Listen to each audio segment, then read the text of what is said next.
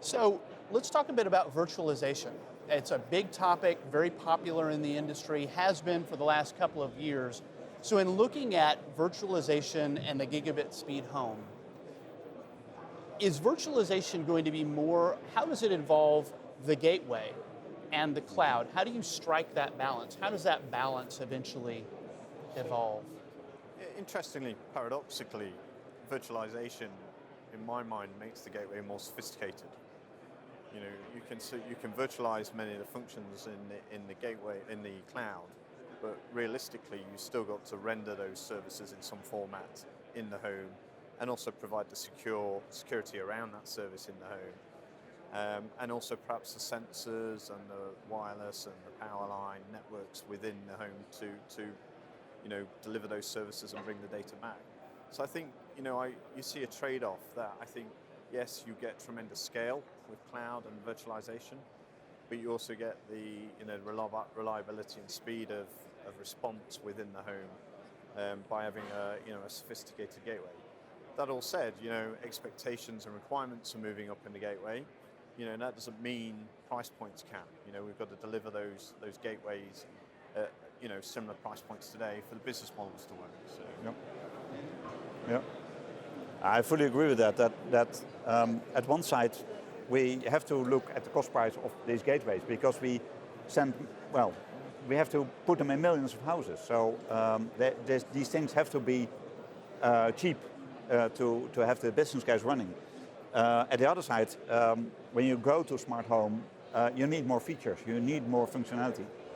So at least within KPN, we are looking at virtualizing as a way forward, where we then do proof concepts on that together with Nokia to put the gateway, concentrate the gateway on really the things that have to be there, like the antennas for Wi-Fi and the hub side of it, and put the features then in the cloud.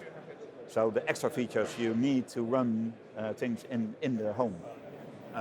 So we are trialing that, and that looks promising. We are not there yet.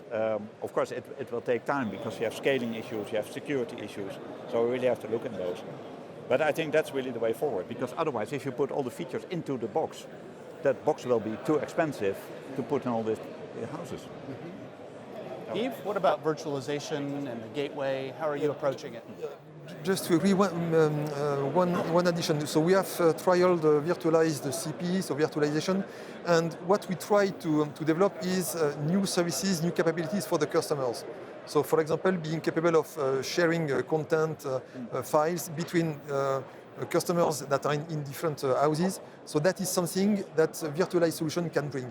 So that does not remove everything from the gateway, but if we can enhance by new services, new functions for the customers, this is an area where virtualized functions can bring some value. John? I mean, it's always that balance in terms of experience and cost, and part of it will tie into the model, part of it will tie into the market. So you look at the UK market, the CPE, the gateway, the access point is given away for free to every customer. So whereas in some markets that gateway is given as part of a rental fee, a rental model, where that could be €5 a month. Therefore, you can potentially hide the cost into that rental fee. Whereas in the UK, it's eating into your core access revenue. So actually it puts you even more focus on screwing down the cost and ideally virtualizing as much as you can. Mm-hmm. And that obviously is balanced with the experience, because in a very competitive market like the UK, experience will be the way you potentially lose a customer if you don't deliver that perfect UI or UX. Sure. And at the same time, the gateway has to have enough capabilities that once you put it in the home, it's hard to add processing later. You have to have that. You have to have the core system that you can build on, so that when you do offer cloud-based services in the future, that they're going to be able to do what you need. Absolutely, but there is also a balance. I mean, obviously as telcos, one of the things we're doing is looking to try and recontract customers. And certainly in the UK market, one of the best ways of you recontracting customers is new CPE. It's shinier, it's faster, it's whatever, it's got to it. And if you can get the customer to then take that new CPE, then you recontract them for another year or 2 years, and that actually helps to build grow the business. So yeah, you can wait and you can put everything in there from day one, but actually, if the market's there, it's very difficult to justify that in a business case. Sure, which gets back to what Remco was talking about costs and trying to ratchet down those costs.